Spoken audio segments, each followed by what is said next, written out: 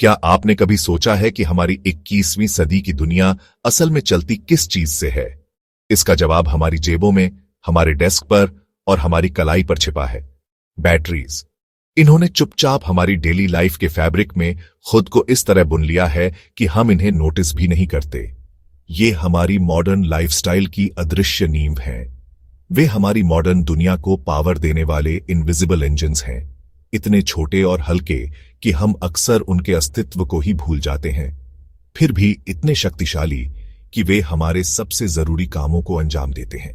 यह एक quite revolution है जिसने हमारे जीने, काम करने और एक दूसरे से कनेक्ट करने के तरीके को पूरी तरह से बदल दिया है। एक ऐसी क्रांति जो बिना किसी शोर शराबे के धीरे धीरे हमारी आदतों का हिस्सा बन गई। जरा अपने दिन की शुरुआत के बारे में सोचो। ये शायद आपके मोबाइल फोन के अलार्म के साथ शुरू हुआ होगा, लेकिन कहानी यहीं खत्म नहीं होती। उठने के बाद आप शायद सोशल मीडिया चेक करते हैं या फिर अपने पसंदीदा गाने सुनते हैं। यह सब मुमकिन होता है उस एक छोटी सी बैटरी की वजह से। एक डिवाइस जो एक compact rechargeable lithium ion battery से चलता है।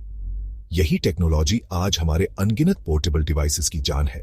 आपका लैपटॉप, आपके वायरलेस ईयरबड्स, आपकी स्मार्ट वॉच, यहां तक कि मेडिकल फील्ड में पेसमेकर जैसी जीवन रक्षक डिवाइसेस से लेकर हमारे घरों में मौजूद टीवी रिमोट तक, ये सभी मॉडर्न लाइफ के एसेंशियल टूल्स इन छोटे पोर्टेबल पावर सोर्सेज पर डिपेंड करते हैं। ये बैटरीज हमें वॉल सॉकेट की टेदर से आजादी देती है। ये हमें एक ऐसी मोबिलिटी और कांस्टेंट कनेक्टिविटी की लाइफस्टाइल देती है जिसकी कुछ दशक पहले कल्पना करना भी मुश्किल था।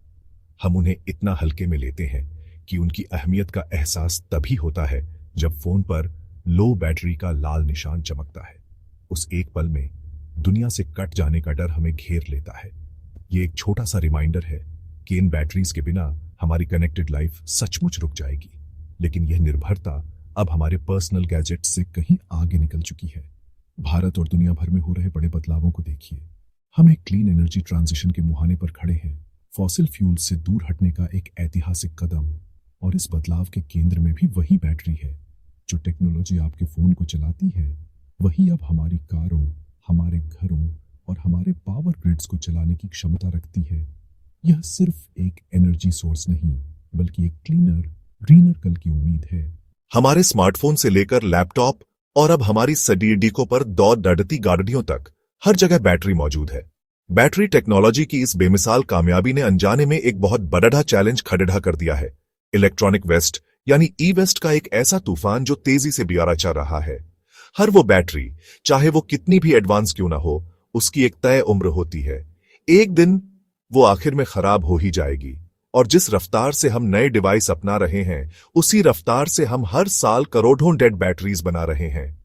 और इस संकट के केंद्र में है भारत, दुनिया का सबसे तेजी से बढ़ता हुआ इलेक्ट्रॉनिक्स और इलेक्ट्रिक मोबिलिटी का मार्केट होने के नाते हम बैटरी वेस्ट के सबसे बड़े जनरेटर में से एक बनने की राह पर हैं।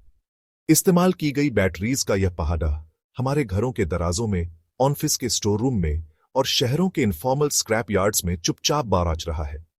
अक्सर हमें पता ही नहीं होता कि इनका सही तरीके से क्या करना है। अनुमान बताते हैं कि 2030 तक end of life lithium ion batteries की मात्रा कई गुना बढ़ जाएगी और इसका सबसे बेडिडा हिस्सा आएगा इलेक्ट्रिक व्हीकल से। ये बेडिडे कॉम्प्लेक्स बैटरी पैक्स हैं जिनका मैनेजमेंट एक बिल्कुल अलग स्तर की चुनौती है। तो इन डेड बैटरीज का होता क्या है? ज्यादातर लोगों के लिए जवाब है नॉर्मल डस्टबिन या लोकल स्क्रैप डीलर। ये सबसे आसान ऑप्शन लगते हैं, लेकिन असल में ये सबसे ज्यादा नुकसानदायक है। जब ये बैटरीज खुले लैंडफिल में पहुंचती है तो इनमें मौजूद लेड, मरकरी और लिथियम जैसे जहरीले केमिकल्स रिसकर जमीन में चले जाते हैं। ये जहर धीरे धीरे हमारे भूजल में मिल जाता है, जिससे हमारी मिट्टी और पानी दोनों दूषित हो जाते हैं। टेक, मेक, यूज, डिस्पोज, यह लीनियर मॉडल अब सस्टेनेबल नहीं रहा। भारत के लिए यह एक क्रिटिकल टेस्ट है। हमें तत्काल एक मजबूत, ऑर्गेनाइज्ड और नेशन वाइड सर्कुलर सिस्टम की जरूरत है जो हर पुरानी बैटरी को सही तरीके से कलेक्ट और प्रोसेस कर सके, इससे पहले कि यह समस्या हमें पूरी तरह से अपने काबू में कर ले। बैटरी रिसाइकलिंग सिर्फ वेस्ट डिस्पोजल के बारे में नहीं है। यह रिकवरी और रीबर्थ का एक सोफिस्टिकेटेड इंडस्ट्रियल प्रोसेस है। Urban mining primary goal double fold है। फर्स्ट, खतरनाक केमिकल्स को सेफली न्यूट्रलाइज करना। सेकंड, कीमती मटेरियल्स को रिकवर करना। Collection, sorting, shredding, material separation, smelting, hydrometallurgy और अंत में प्योर मेटल्स। फैसिलिटी पर बैटरीज को केमिकल कंपोजिशन के हिसाब से सॉर्ट किया जाता है। Lithium ion, lead acid, nickel cadmium, अन्य। लिथियम आयन के लिए सेफ डिस्चार्ज, फिर श्रेडिंग या कंट्रोल्ड डिसमेंटलिंग, उसके बाद separation techniques. Plastic, steel casing, copper, aluminium अलग। ब्लैक मास से active materials, lithium, cobalt, nickel, manganese recover होते हैं। Pyrometallurgy, high temperature, hydrometallurgy, liquid chemical processes. Hydrometallurgy अक्सर एनर्जी एफिशिएंट और हायर प्योरिटी देती है, जिन्हें फिर नई बैटरीज बनाने में यूज किया जा सकता है। बैटरी रिसाइकलिंग का सबसे इमीडिएट और गहरा फायदा पोल्यूशन की रोकथाम। टॉक्सिक हैवी मेटल्स और कोरोसिव केमिकल्स को इकोसिस्टम्स तक जाने से रोककर मिट्टी और ग्राउंड वाटर की सुरक्षा। कम माइनिंग, प्याज से कम फॉरेस्ट और हैबिटेट्स का डिस्ट्रक्शन, कम पानी की खपत और लोअर कार्बन एमिशन। यह इंडिया के रिन्यूएबल टारगेट्स और क्लाइमेट कमिटमेंट्स के साथ अलाइन करता है। कम माइनिंग से कम हैबिटेट डिस्ट्रक्शन और कम एमिशंस। लैंडफिल लीकेज रोकने से क्लीन वाटर और हेल्थियर सोइल। ये सारे फायदे मिलकर एक मोर रेजिलिएंट और हेल्थियर प्लैनेट बनाते हैं। इंडिया के लिए रैपिड डेवलपमेंट बनाम डेग्रेडेशन, बैटरी रिसाइकलिंग को एम्ब्रेस करना ऑप्शन नहीं, नेसेसिटी है। सबसे बड़ा फायदा, इंपोर्ट डिपेंडेंसी कम। इंडिया अभी खासकर लिथियम, कोबाल्ट इंपोर्ट करता है। रिसोर्सेज कुछ देशों में कॉन्सेंट्रेटेड हैं। इस्तेमाल की हुई बैटरियों को रिसाइकल करके स्ट्रेटेजिक मटेरियल्स देश में ही रिकवर, सिक्योर, लोकल सोर्स। पूरी value chain, collection, transportation, sorting, dismantling, processing, skilled और सेमी स्किल्ड जॉब्स बनाती है। इनफॉर्मल सेक्टर को फॉर्मलाइज कर सेफर कंडीशंस, स्टेबल इनकम्स और सोशल सिक्योरिटी। रिसाइकल्ड मटेरियल्स अक्सर वर्जिन से सस्ते। माइनिंग, रिफाइनिंग कॉस्ट बढ़ने और ग्लोबल डिमांड के साथ यह एज बढ़ेगा। Thriving domestic recycling, global investment को आकर्षित। इनोवेशन बढ़ेगा। इंडिया को global leader position. Battery recycling एक इन्वेस्टमेंट है। जैसे जैसे इलेक्ट्रिक गाड़ियां बढ़ रही हैं, सवाल उठता है, इन गाड़ियों की लाखों यूज्ड बैटरीज का क्या होगा? सिर्फ रिसाइकलिंग ही जवाब नहीं है। एक ज्यादा असरदार स्ट्रेटेजी है उन्हें एक सेकंड लाइफ या दूसरा जीवन देना। एक ईवी बैटरी को एंड ऑन लाइफ तब माना जाता है जब उसकी कैपेसिटी 70-80% रह जाती है। कार की तेज रफ्तार और लंबी दूरी की जरूरतों के लिए यह काफी नहीं है, लेकिन बैटरी बेकार नहीं होती। उसमें अभी भी कम मेहनत वाले कामों के लिए पर्याप्त ऊर्जा बची होती है। तो उन्हें तुरंत रिसाइकलिंग भेजने के बजाय हम उन्हें रीपर्पज कर सकते हैं। इस प्रोसेस में पुराने बैटरी मॉड्यूल्स को टेस्ट करके कम demanding stationary energy storage systems में फिर से असेंबल किया जाता है। कल्पना कीजिए, आपके घर के सोलर पैनल्स दिन में जो एक्स्ट्रा एनर्जी बनाते हैं वो एक सेकंड लाइफ बैटरी पैक में स्टोर हो रही है। रात में या पावर कट के दौरान यही स्टोर्ड एनर्जी आपके घर को रोशन करती है। इससे बिजली का बिल कम होता है और आपको एनर्जी इंडिपेंडेंस मिलती है।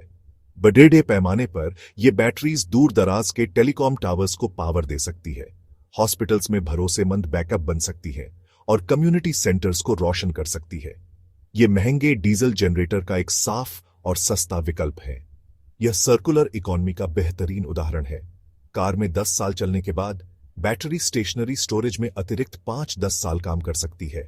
इससे उसकी उम्र दोगुनी हो जाती है, रिसाइकलिंग में देरी होती है और नई बैटरीज की मांग घटती है। हर सेकंड लाइफ यूनिट का मतलब है एक कम नई बैटरी। इससे हम लिथियम और कोबाल्ट जैसे कीमती कच्चे माल को बचाते हैं, जिनके खनन से पर्यावरण को नुकसान होता है, और अपना कार्बन फुटप्रिंट कम करते हैं। यह रीयूज के सिद्धांत का आदर्श उदाहरण है। किसी भी संसाधन से उसकी वैल्यू की हर आखिरी बूंद को निचोड़ना। आर्थिक रूप से second life batteries game changer हैं, क्योंकि ये नई बैटरीज से काफी सस्ती होती है।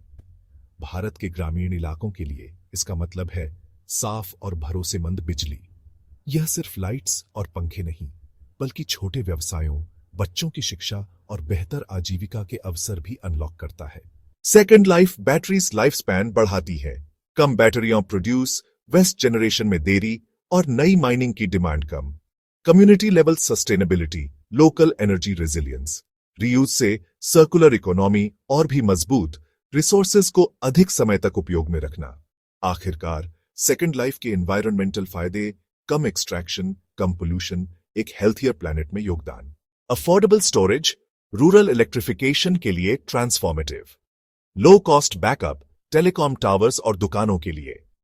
यह circular economy, reuse, recycle, repurpose को प्रोत्साहित करता है। नतीजा, अफोर्डेबल एनर्जी, नई अपॉर्चुनिटीज, इंक्लूसिव डेवलपमेंट।